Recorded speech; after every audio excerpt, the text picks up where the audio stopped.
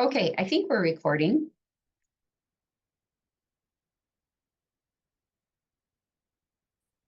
We'll see what we come up with here. All right, welcome to our Monsters Q&A. Excuse me. We're going to do just a quick recap for anyone who might be just tuning in or maybe missed something the first time around. Monster, what is a monster? Anything that feels too overwhelming, painful, or frightening to face, but holds power over you. It's something you're afraid to tackle or afraid to deal with. It might be someone in your life that's toxic and you just don't know how to handle that relationship. But you still have to be in a relationship. It's not like you can sever it and cut it off and say, oh yeah, well, we just don't have any, I'm, done with this toxic person. It's someone that you still have to have a relationship with.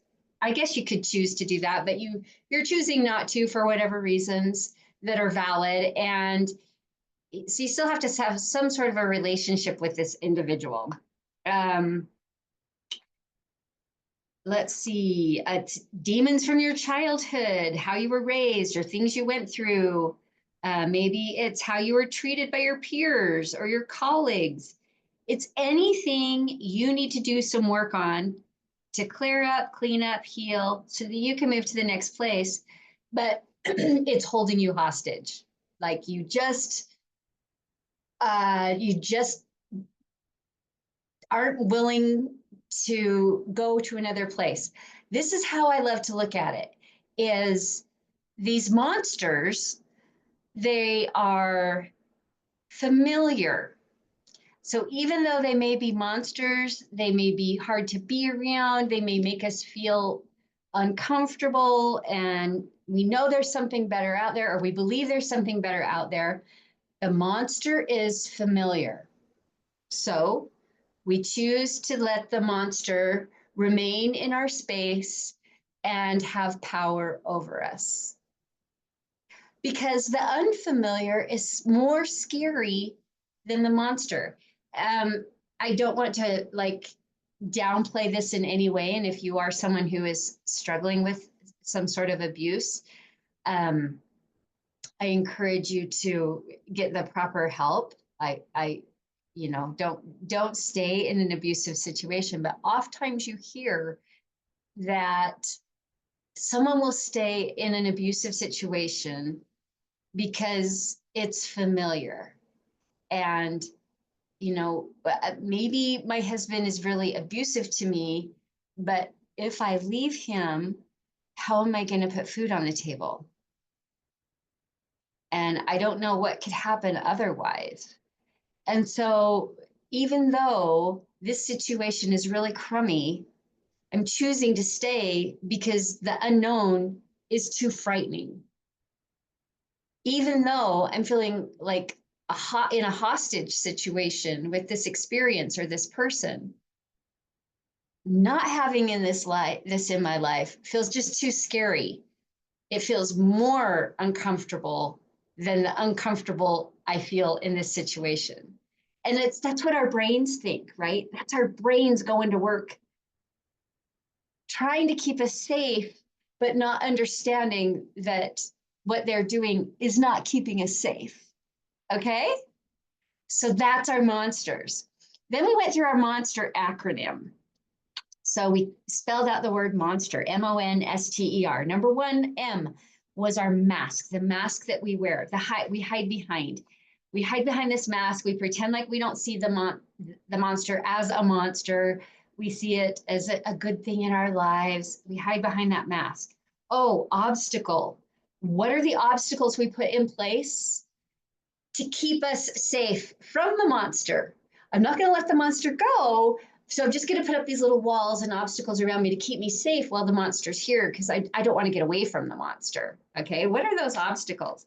Narrative. Narrative is the stories you tell yourself. So what are the stories you tell yourself about this monster?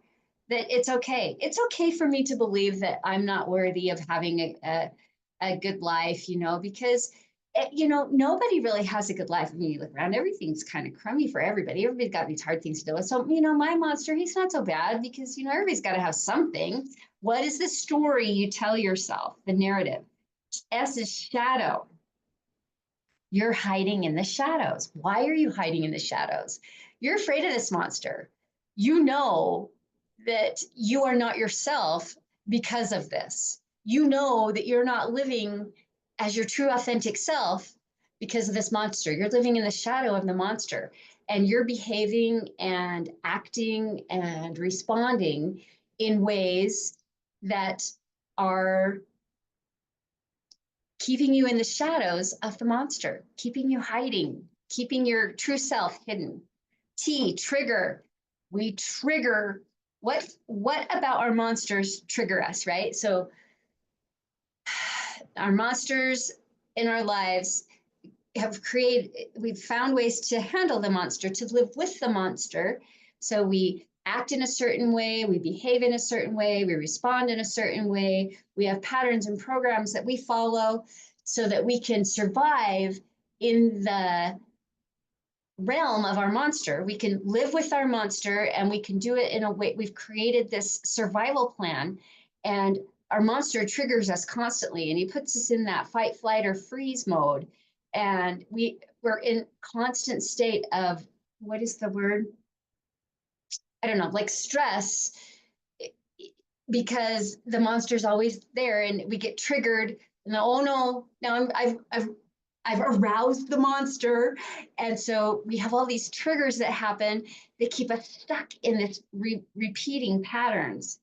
E, exposure.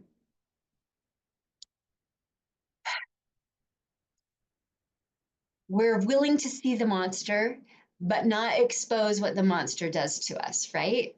So we expose the monster, we let him live there, we see the writing on the wall, but we aren't willing to see the writing on the backside. So we're constantly exposed to the writing on the wall for the monster, and we choose to step into that and live in that energy.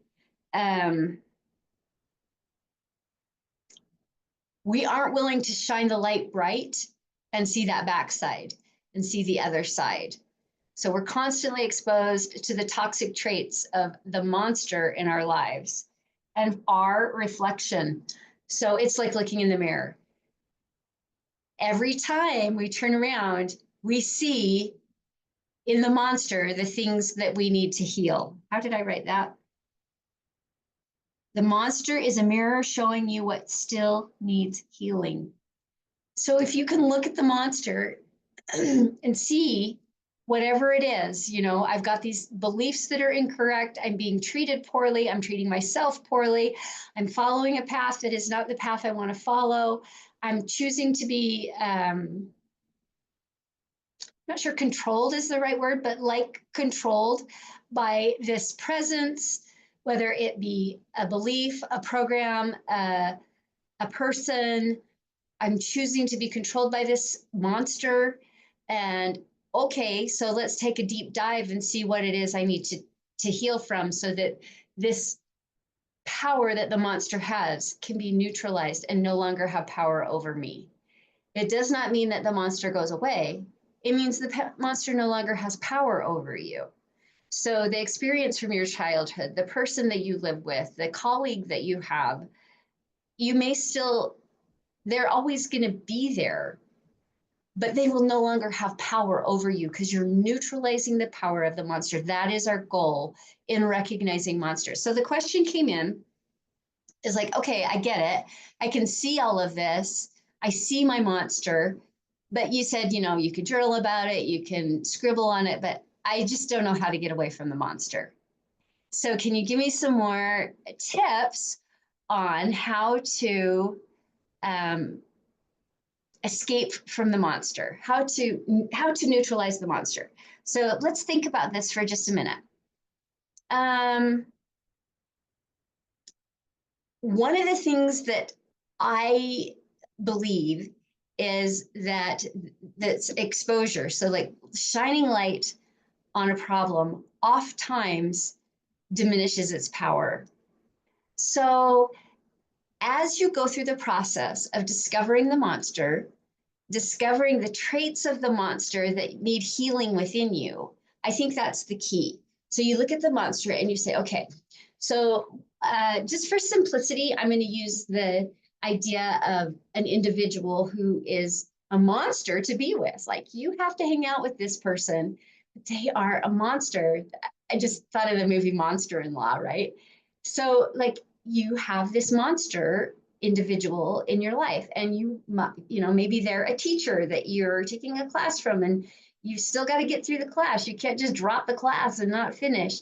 Or it's a spouse or a former spouse that you have children with, and so you've got to still co-parent together in some way, even though their behavior is very monstrous.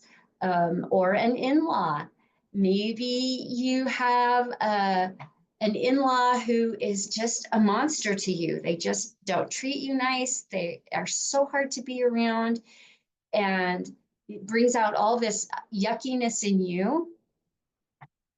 But like, your spouse isn't going to like divorce their parents, so you still need to have some sort of interaction with this individual. How do you do it? Okay, so number one, I would sit down and recognize. I think that the key is reflection, that looking in the mirror, looking at your monster and saying, okay, and the T, trigger. So what does this monster trigger in me? When this monster shows up in my space and starts spouting off, or even just walk by me, what triggers do I feel? What's happening? What do I feel in my body? And just be super aware and try to view it as data input, not, oh, I'm so upset, I'm going to just scream. Why do I have to be around this person? But data input. Okay, whenever I get around whoever, let's come up. I'm going to say we got new puppies, and one of them's name is Odie, like Odie from Garfield. So anyway, I'm just going to say Odie because that's not really a person name. So whenever Odie gets around me, I get around Odie, I feel triggered in this way. Like, I just want to punch him. I just want to go and hide. My guts just start churning. My knee hurts. So just take that as data input. Okay, I feel the need to punch somebody. That's interesting. Write it down. I feel all of a sudden, like, I feel like I have these huge weights on my shoulders and I can hardly walk. I can hardly sit up. There's just so much weight, so much heaviness. Wow, that's weird. Okay, write that down. Don't take it personal. Don't reflect it back on the person and say, see what you do to me? I want you to just view it as neutral as you can, data input. So we feel all that, we see what's happening. This is how I'm triggered. Then you're going to do the reflection part. So we're exposing what we see in our monster. We're feeling how it triggers us, and we're writing it down. We're not judging ourselves. We're not judging the other person.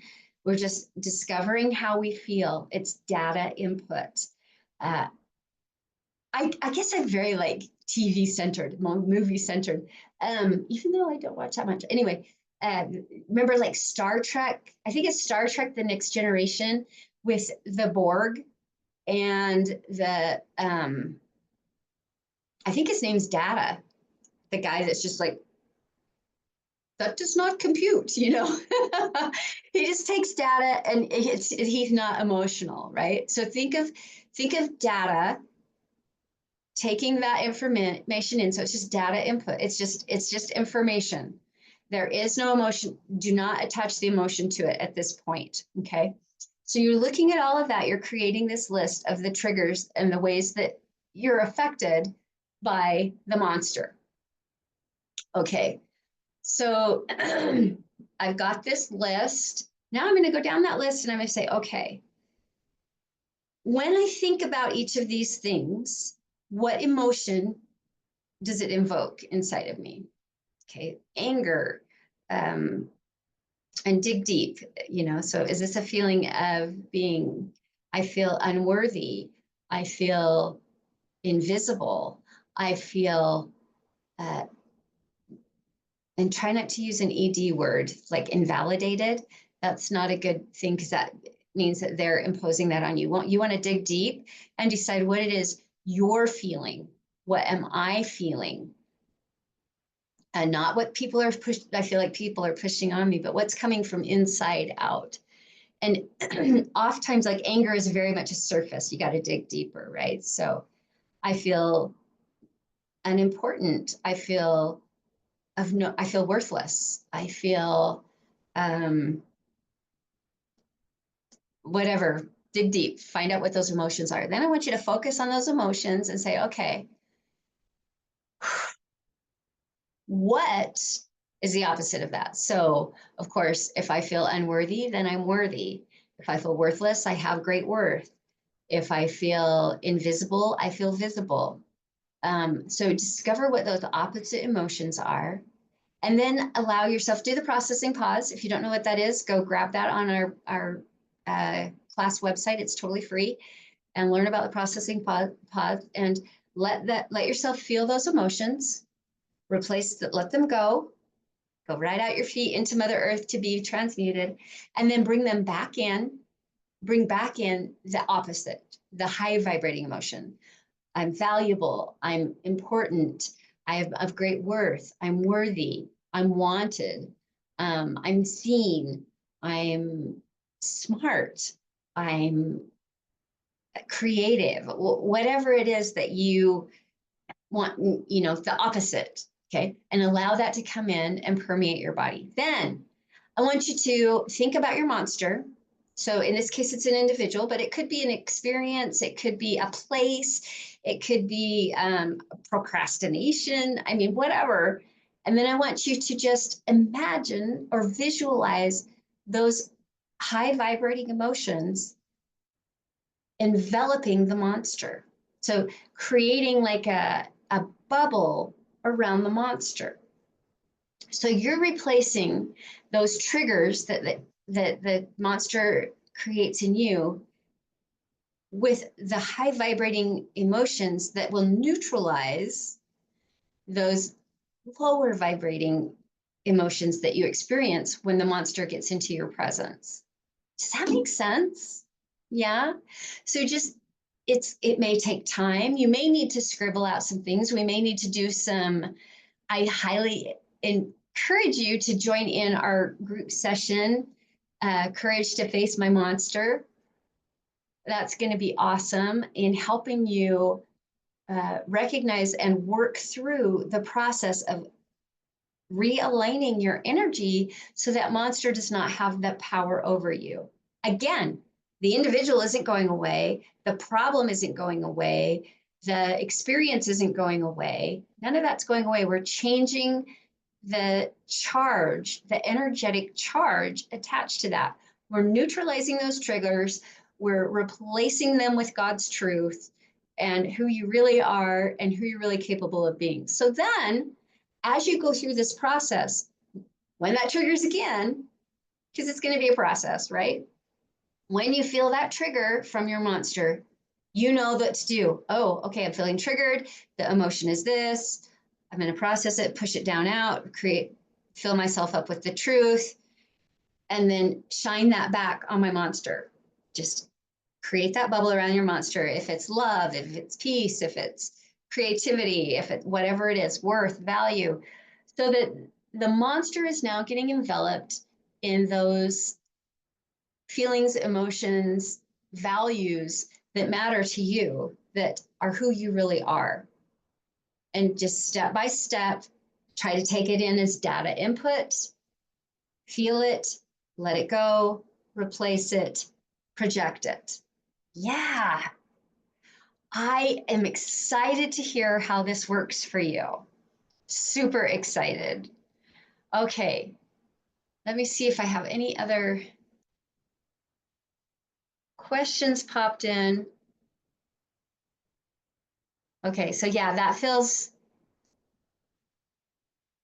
okay. So chat says, yep, they can do that. How do you know? So working on those, so EDs. Okay, so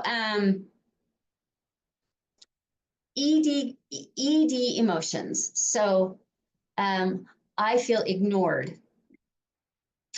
I feel, I can't think of a word right now. Hated. I feel, I can't think of any right now. Okay, so anything that ends in an ED, disconnected, unwanted, those imply that the other person has control of your emotions. So they're pushing it onto you, saying, yeah, you're this way, you're this way. We don't ever want to go there because that shifts the blame to somebody else or the responsibility to somebody else. We're looking to go within and find out what's going on within, because we all know that surface stuff, while it can feel uncomfortable, it's the stuff down inside that really matters, and that's where the true healing happens.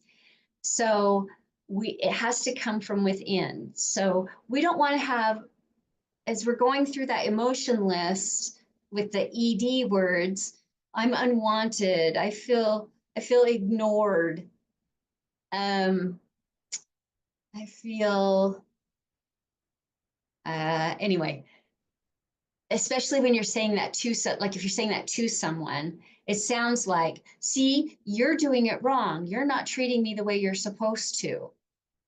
And that's not where we want to go. That sends us down a little rabbit hole that says, see, I'm not responsible, everybody else does this to me. When the truth is, it has to come from inside. And even if they do treat you like you're unwanted and unimportant or whatever, you know, then that doesn't matter, because you get your worth. You don't get your worth from them, right?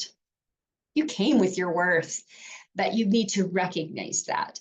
So you're going to dig deep, find those emotions that don't end in ED or imply that someone else is pushing them on you, right? You're going to dig inside and say, okay, what am I really feeling? And then for the opposite, I do have this great book. I don't really know where you can get this, but you can just look it up online, like Google it. What's the opposite of alone, you know, or unworthy. I mean, those are kind of smart, but I have this great book. This may be backwards, I don't know. Feelings Buried Alive, Never Die. And it's a quick reference. And inside there, it will show the feeling. Let's see if I can get it on there. I don't know if I can, but it shows a feeling over here, and then it gives you some opposite feelings, right? So let's see if I can see this. My glasses are kind of dirty. So, oh, there's some ED words. I don't have very good light right here. So, inadequate. So the opposite is adequate, capable, competent, qualified. So you can get a reference like this. You could just Google the words, you know, what are the opposite, what would be the opposite of, to help you come up with that list, right? But I do think it kind of, oh, unloved. I feel unloved. Okay, dig deeper, because that implies that it's their job. For you to feel love, it's their job to show you. That comes from within, okay? So yeah, and then just Google it, get this little reference, whatever, and come up with your list of feelings, emotions that are those higher vibrating ones that are truly who you really, you know, what your energy needs, what your soul needs to succeed. Yeah. Okay. Let's see here. Anything else? Let's just do a quick little, you up for that? You want to do a quick little energy boost? If there's anybody that wants a private, or not private, but you know, if you have something specific you want me to check on, go ahead and type that in the chat and I'll check in on that. I'll give that just a second, or we can just do a group thing and I'll just do whatever.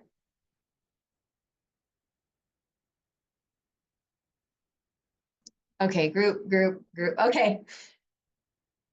All right, let's just do a little group energy work. So just take a couple deep breaths. Just opening up some conduits of light.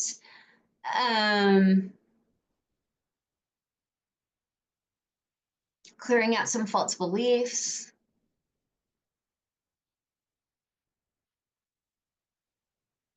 Some self-worth. About 6 or 7 affirmations of self-worth. I don't need to know what those are.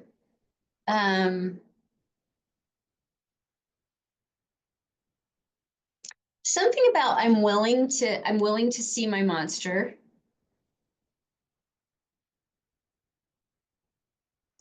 Yeah, somebody wants to hide. So I'm willing to see my monster. I'm willing to take the first step. It's safe for me to do this.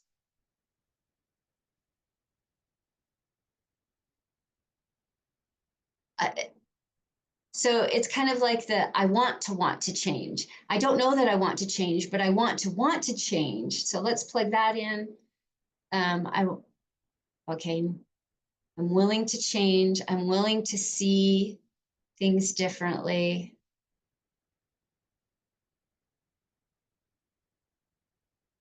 I'm connected to God, or whatever your higher power is. I'm connected to God. I'm connected to my inner strength, connected to my core purpose. I see the big picture. I can see things. I'm seeing something like I'm seeing beyond. I see beyond the beyond.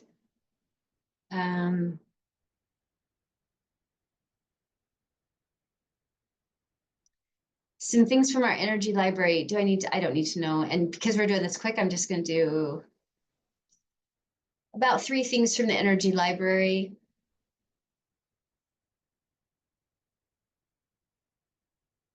Just checking our chakras.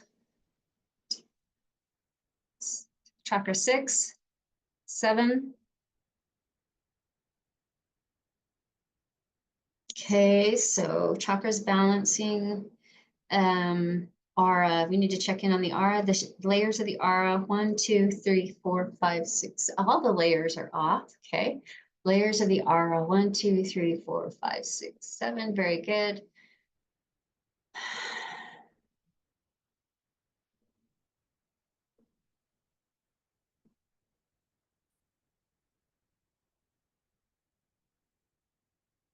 Anything else we can do?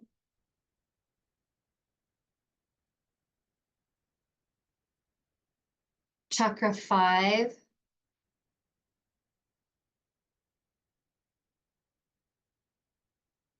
Throat chakra. So let's see.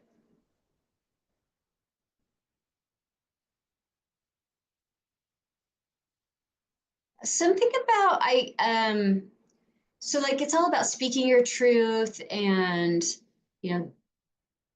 willing to share, but not too much. I know when to speak and when to hold my tongue.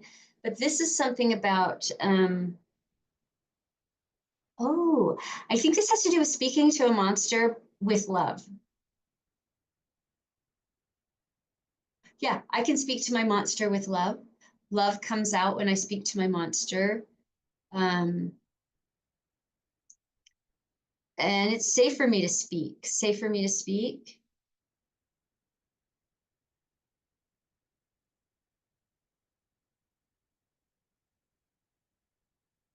When it comes to my monster, it's something about being triggered and holding my tongue. When my monster triggers me, I can hold my tongue and respond, not react. I respond. I choose to respond, not react.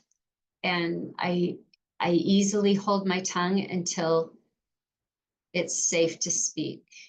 And that word safe is really broad, because it's not that it's not safe for you to speak, but you want to speak in a way that is building and inclusive yet like sharing, not being hidden and not just saying what you need to say to get through. It's speaking your truth in a way that's loving, and I hope you get the idea. I have it, like I can see it, I just can't regurgitate it.